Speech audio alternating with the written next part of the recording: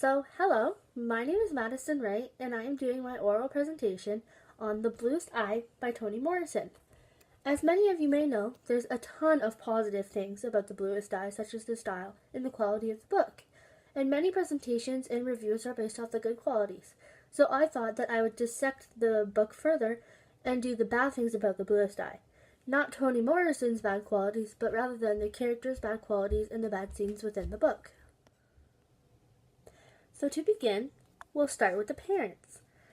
The Bluest Eye parents are considered very good quality parents, and throughout the book, and as well as many class presentations, they are known as a close, tight-knit family who gets along very well. The parents are out to protect the children, although that's not the case. If you further read into it, the parents are quite abusive and yell at the children for unnecessary reasons. An example of the parents not being the very best parents that they could be is on page 11, right at the beginning of the book. So, Claudia is not feeling very well and is laying on the bed, so she pukes on the bed. And in the book it says, "Later I throw up," and my mother says, "What did you puke on the bedclothes for? Don't you have sense to hold your head out of the bed? Now, look what you did. You think I got time for nothing but washing up your puke?" And so this is a very negative term from the mother. Typically mothers, such as my mother when I was younger, would be very sweet. They would help clean up their child, clean up the bed, and get the kid back to bed. But this mother, she's not thinking about the child and the fact that she's sick. She's thinking about the clothes and the work that she would have to do. Instead of the mother comforting her child, she is just yelling at the child. Claudia states, page 11, "My mother's anger humiliates me. Her words chafe my cheeks, and I am crying. I do not know that she is not angry at me, but at my sickness." So Claudia is now blaming her sickness instead of herself when it is very obvious the mother is mad at her. The father seems like an okay father, as he beat up Mr. Henry when one of his daughters was sexually assaulted by him, but he never went back to his daughter to teach her about what sexual assault is and how to deal with it. They just ignored it and went on, and the sisters had to help each other out. And so this shows a lot about the parents' character, because instead of educating their children, they'll just deal with it themselves. The mother also was talking to her friends and bragging about how she was having this new guy come into their house to make money off of him, although they never bothered to research about who was coming into their home where their children lives. They just let him in. When you think that if you had children, you would research about the person and ask for a criminal record check or learn about them before you let them in your household with your children who are living there as well. In the beginning of the story, Claudia was talking about how she has white spots on her nails and she's not sure what it is when she was describing herself. Now, I'm vegetarian, and I have white spots on my nails, and it's because I'm anemic, which means you're deficient in iron.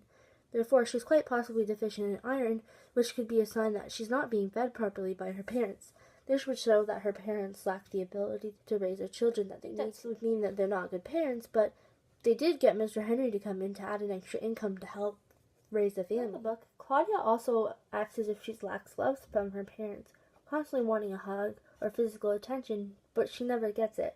She also has anger issues and behavioral issues, such as wanting to hurt others, such as Rosemary at the beginning of the book, emotionally and physically. She wants to undress her but not give her the satisfaction of undressing her, therefore she won't. Whether or not this stems from lack of parenting is questionable, but it is something to think about. When Piccola moved in and started getting her period, the girls were trying to help her out. The mother came out. Instead of being a proper parent asking what's going on and asking why they were taking their underwear off, she just started whipping them and hurting them. Now, she did later apologize, but the average parent wouldn't just start walking out and doing that to their child. This shows that she's not the best parent. When Frida was sexually assaulted, she was just upset that her breasts weren't big enough. She should be upset about the fact that she was sexually assaulted and not about the size of her breasts.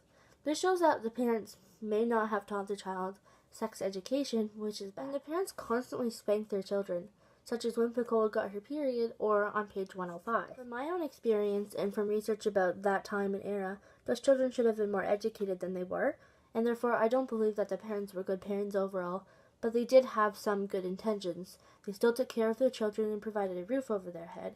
They just did not teach them the right morals and values that they maybe should have. Next is Charlie Breedlove. He is one of the most hated characters of the book, for a very obvious reason, that he raped and impregnated his daughter, Piccola.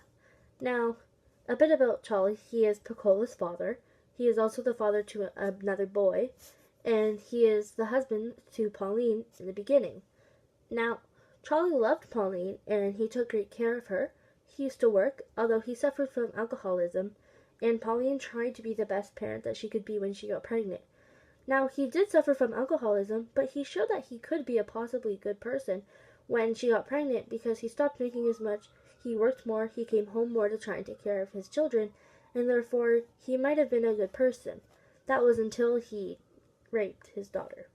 He started off being bad because he was an alcoholic, but they'd also fight, the two parents, Pauline and Charlie, and hit each other. And he said that he wouldn't hit Pauline too hard because she was pregnant. Now, question for you guys, does that make him a good person? Because he knows that she's pregnant and so he doesn't hit her as hard, but he still hits her. And that's abusive. Pauline was a terrible mother towards Pecola. She constantly never took care of her, and she insulted her all the time, such as on page 125 when she called Pecola ugly as an infant and into her childhood.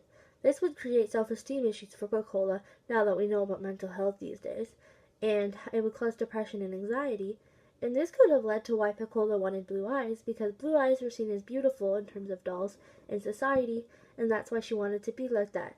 She never got proper emotional or physical support from her parents in order to gain self-esteem, so she felt beautiful about herself. So she was ordered to talk about what society thought was beautiful. Charlie had a traumatic childhood and was forced to do sexual things in front of white boys because he was black.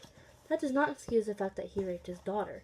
And on page 161, he said he wanted to break her neck, but tenderly. Guilt, impotence rose in a bilious duet. What could he do for her, ever? What could he give to her? What say to her? What could a burned-out black man say to the hunched neck of his 11-year-old daughter? If he looked into her face, he would see those haunted, loving eyes. The hauntedness would irritate her. The love would make him to a fury. How dare she love him? Hadn't she had sense at all? And this is him feeling like he's not a good father. He felt as if he couldn't provide the love that she needed, and therefore that is why he raped her, to give her love that he needed. Raping her would be a good way to give her love. Meanwhile, that is just a terrible way to give your kids love. Charlie was absolutely terrible, and he stated on page 163, removing himself was so painful to him that he cut it short. Then he later said that he stood up only to see her grayish panties, so sad and limp around her ankles. Again, the hatred mixed with tenderness. The hatred would not let him pick her up. The tenderness forced him to cover her. So this is him saying that he's not going to pick up his daughter that he just raped because he feels like he's too hateful, but he'd still cover her up with a blanket because he's a father and he feels that's his job.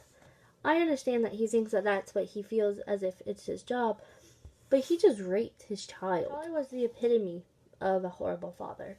He burnt down his house, causing his family to move away. He raped his daughter, and he constantly picked fights with his wife.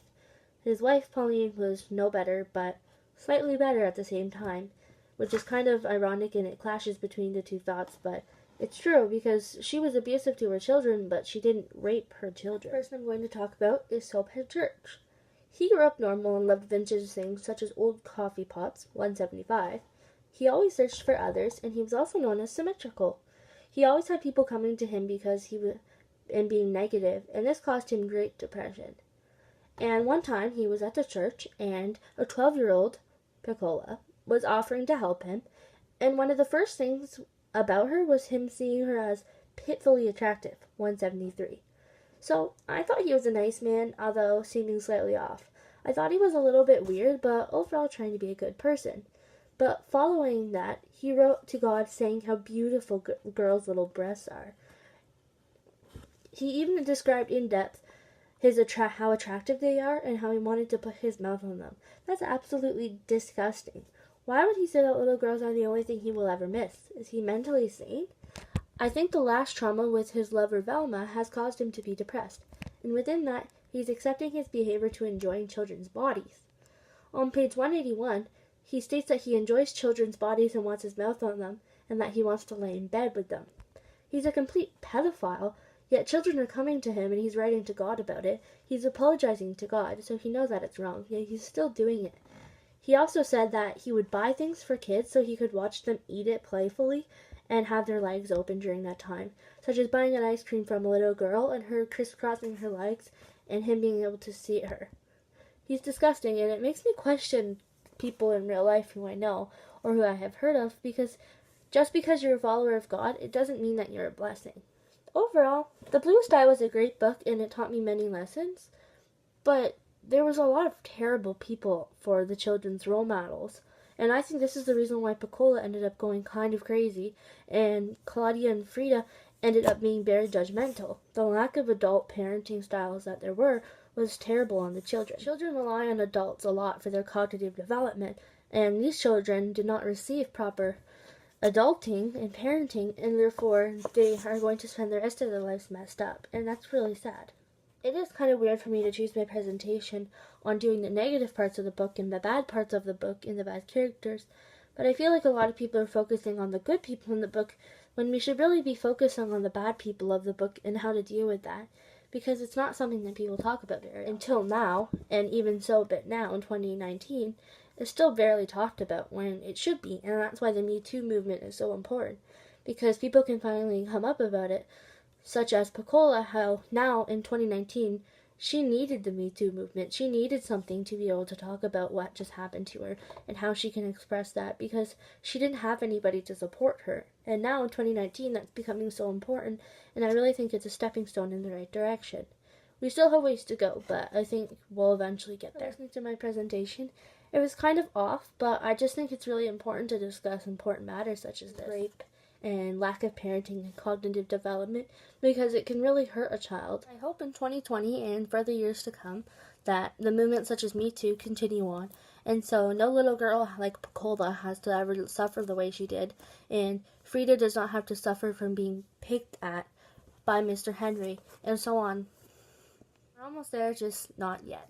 Well, thanks for listening to my presentation. It was kind of scattered, and bye.